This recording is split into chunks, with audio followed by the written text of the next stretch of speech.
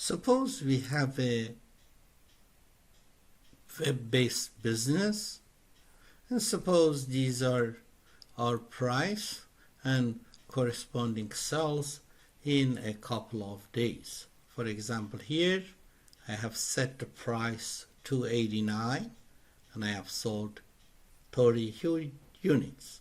Here I have set it to 60 and I have sold 50. Now suppose we like to develop a linear curve to represent this demand. Here I select my data, insert, scatter graph, add chart element, axis title, primary horizontal. I'll go here and I say equal to sales. Add chart element, vertical, I go over there, say equal to price. And for chart title, equal to price and quotation mark space versus space quotation mark and sales. And I enter it, price versus sales. Then I come here and say equal to price versus sales. Now I have these data. I will go over here and I type add trend line and I select linear trend line. I say display equation on the line. Therefore the equation is telling me that price is equal to 175 minus 2.5 sales. If sales is 0, price is 175. If price is 0, sales is 175 divided by 2.5. Add display R square. And R square here is a large number. R square coefficient of determination is something between 0 and 1. It is always positive. The closer to 1, the better. If our data would have been like this, then the trend line that I may have fit to this red points would have been something like this with a small value of coefficient of determination. What small value says is if you have x, you cannot estimate y by precision because this x and this x are equal, but they do have entirely two different y values. The closer the dots to a line, the higher the coefficient of determination. These points, if we fit a line to them, have a high coefficient of determination. These points will have a high coefficient of determination, close to 1. The equation of the line tells us that the line will intersect y-axis in about 175 and then with slope of negative 2.5 will go down. In general, we show the equation of a line with y equal to b0 plus b1x. b0 is intercept. b1 is the slope. In this case, in the case of the relationship between price and quantity, the slope is negative. The higher the price, the lower the sales. Now let's compute this equation in a different way. I come here, I type P here, I type Q here, I type intercept. Ask me what are your Y values. I say these are my Y values. And then it will ask what are your X values. I say these are X values. And then I say let me know where this line cuts the Y-axis. And it tells me in 175. So this was my intercept. Slope, I will click on my Y's, comma, and my X's. And enter, and it will tell me with the slope of negative 2.5, it will go down. Let's see what this 1.75 means. So where the line cuts the Y-axis, that means if you put price equal to that value, which is 175 in our case, if you set it, you sell nothing. And then because it comes down with that slope, then I go here.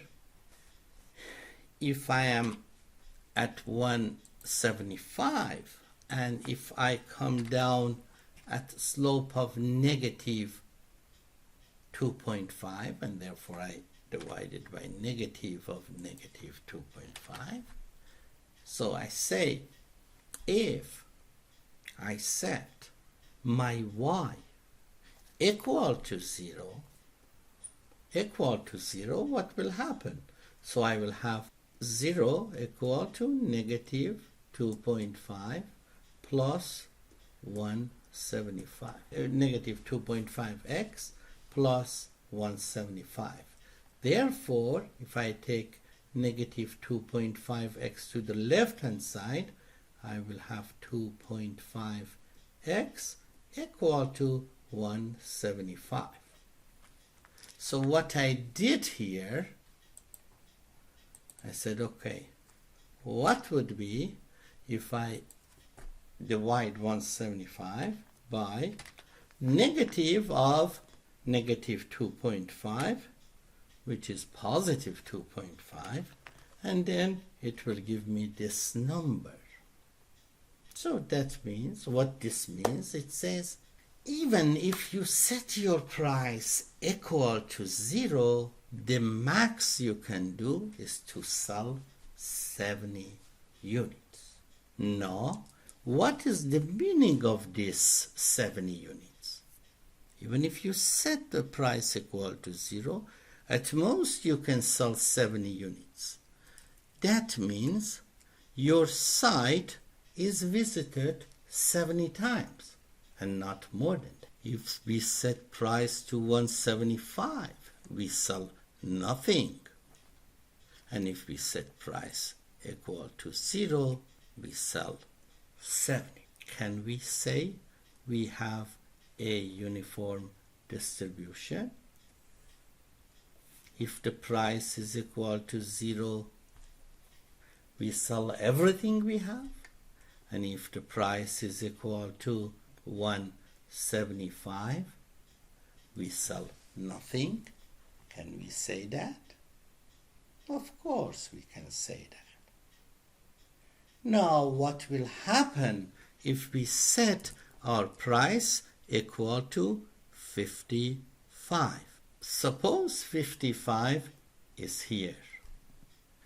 Customers come to this business.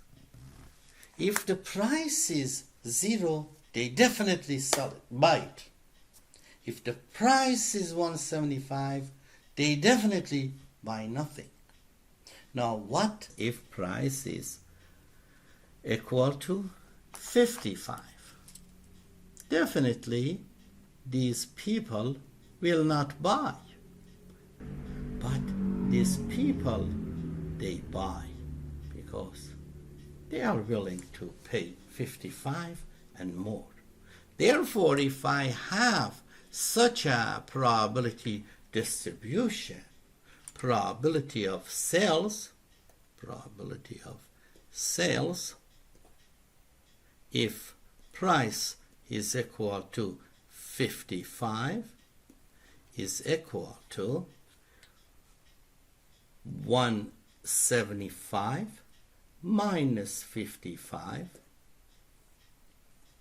that is this width, okay, multiplied by this height. What is that height?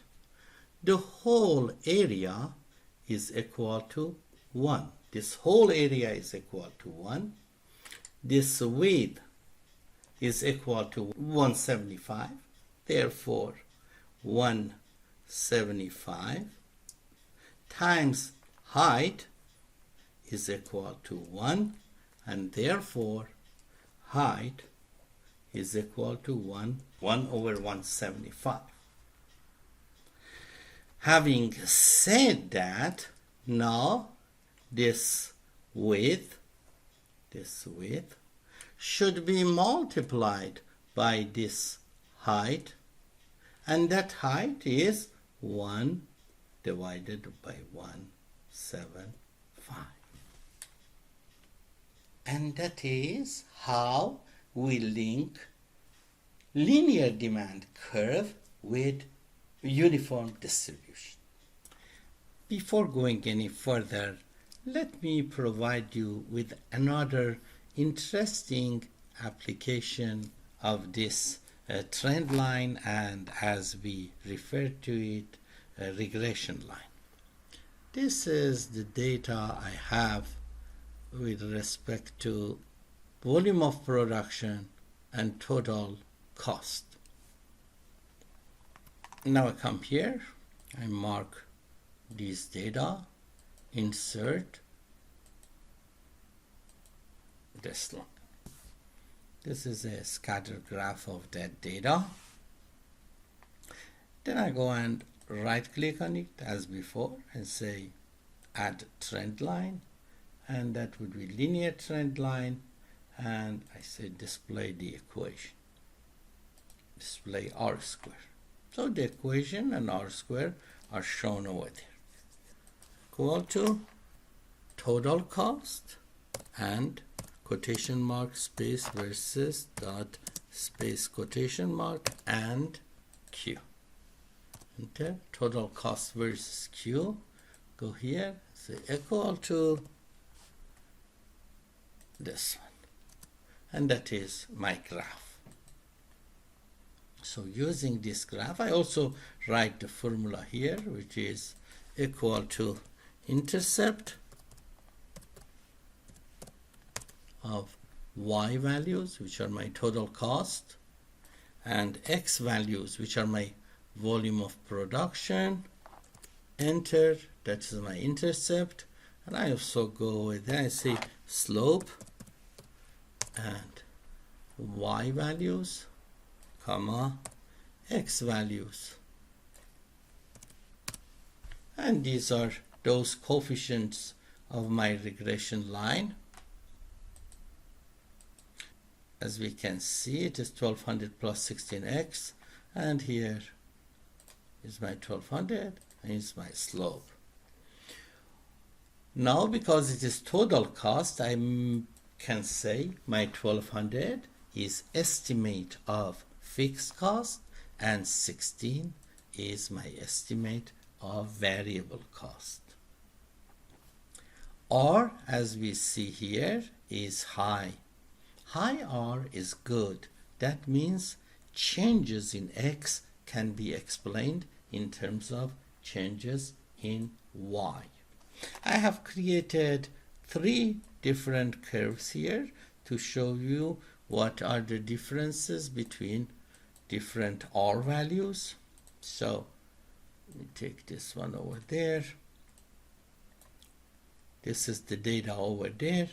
As we see, R square is equal to 0.86. This is another set of data, still in the same column. Another set, another set, another set, another set.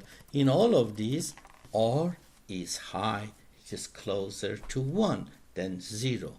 Therefore, we say a significant portion of changes in y can be explained in changes of x. R2 here is positive, close to 1. Now let me take you to this example. Here, this is the first column and the third column. Here, again, we have a good R. While the relationship is negative, R is still good and close to 1, negative and positive slope of the line. It doesn't matter. What it matters is whether this line can express those numbers reasonably. Now I provide you with a situation when R is closer to 0. Look at here. These numbers, we cannot represent the changes in y in terms of changes in x. For example, this x and this x and this x all have more or less the same y. The left one is an example when B1 slope of the line is positive, but those dots are in a line with each other. So R always comes out high, 0.91, 0.86, 0.97, and so on and so forth. The relationship between x and y in the second graph is also good, but the relationship is negative. As x goes up, y comes down. But changes in y can be reasonably explained in terms of changes in x. However, in this third line, R2 is quite close to 0. That means relationship between x and y cannot be explained. Changes in y cannot be explained in terms of changes in x. Good, good, not good. You may ask how these regression lines are drawn.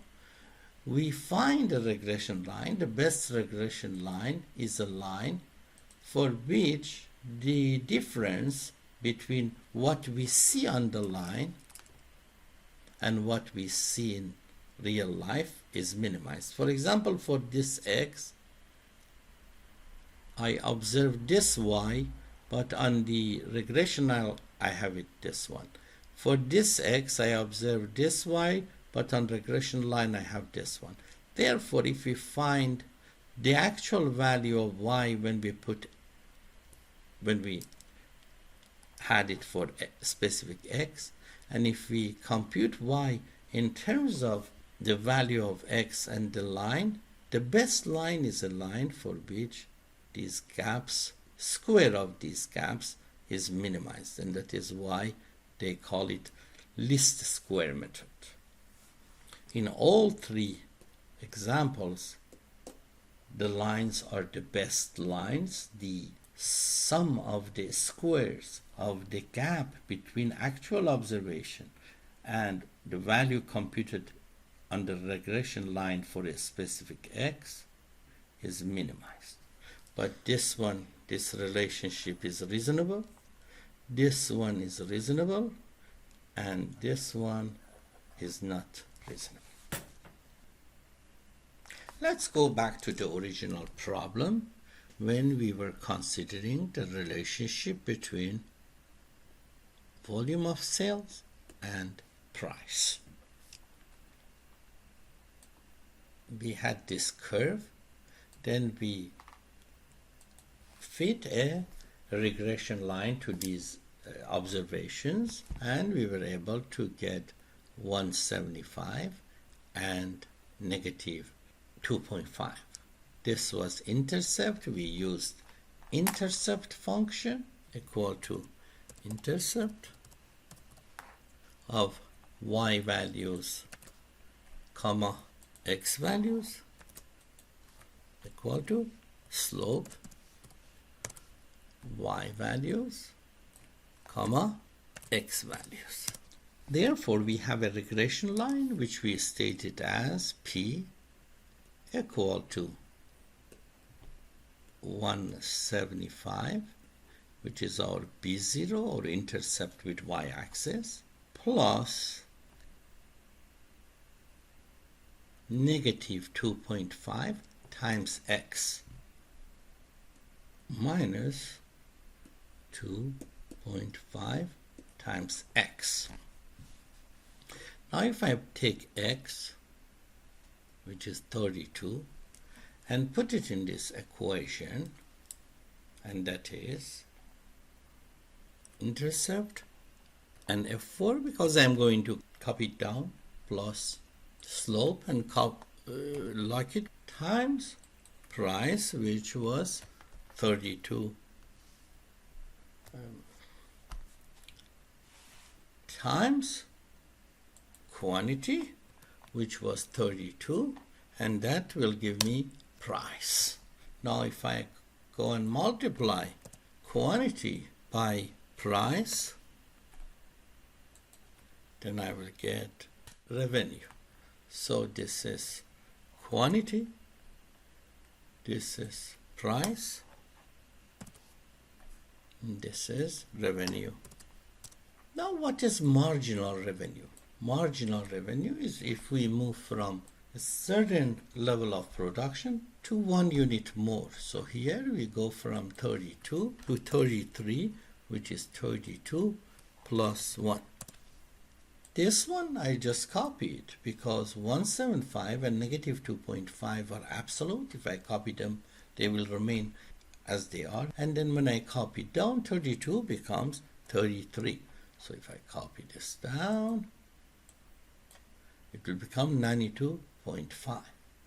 Then this was price multiplied by quantity, which is revenue. If I copy it down, price multiplied by quantity, which is revenue. Revenue at 33 minus revenue at 32, and therefore marginal revenue here is 12.5. Our income will go up by $12.5. Now let's create a couple of curves. I come here, let me just delete these numbers. I know that the maximum unit of products that I can sell is 70. We went through this discussion before. So I come here and I type 1. Then I can equal to 1 plus 1, which makes it 2. And then I can copy it down. So I have created 1, 2, 3, 4, 5, 6. Another way of doing the same. Here I type 1. Here I type 2. Go over that corner, right click on it and copy it down. Then now again I have the same thing, right? A third way of computing it is type 1, get this corner, come down a little bit, go up and release it, say series, not in row but in column, with a step of 1, go to 71 or whatever you may want. Okay, and then it will go.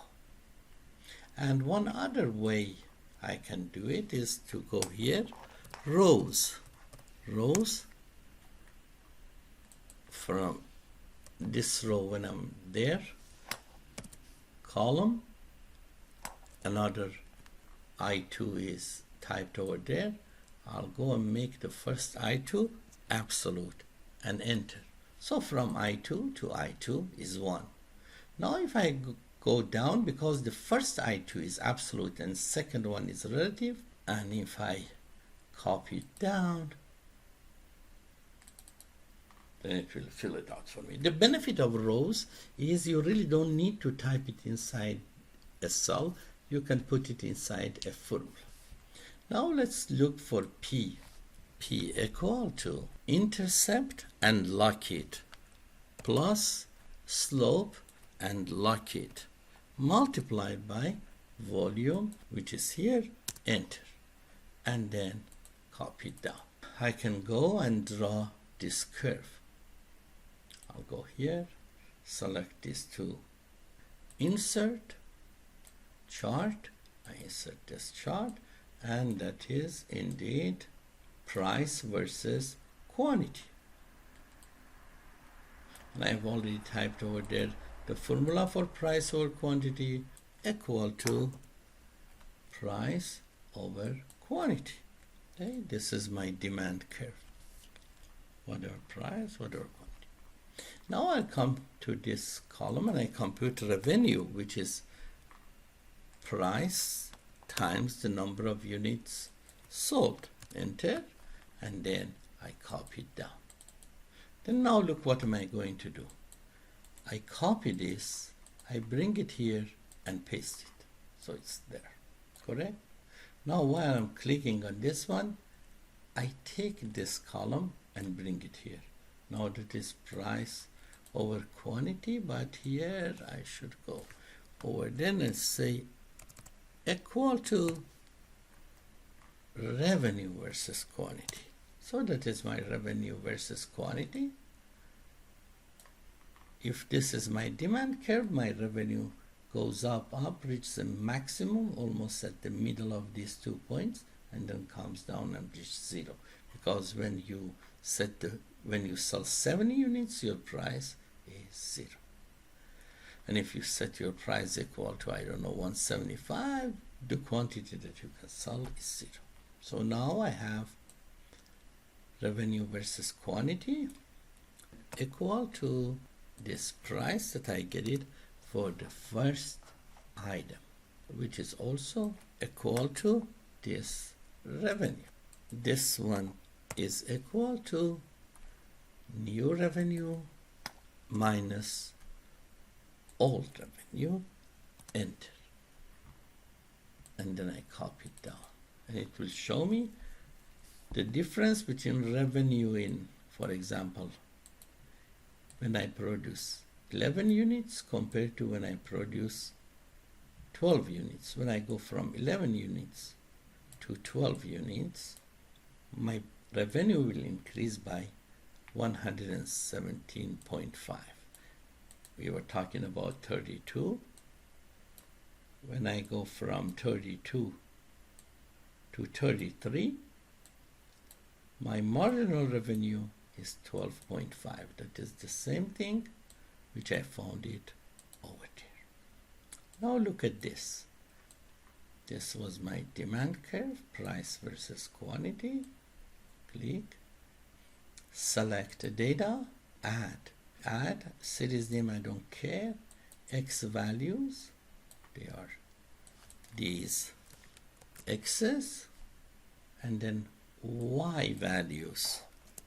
Erase that one. I come here and I enter marginal revenue and go down, enter. Okay, now if I go to the curve,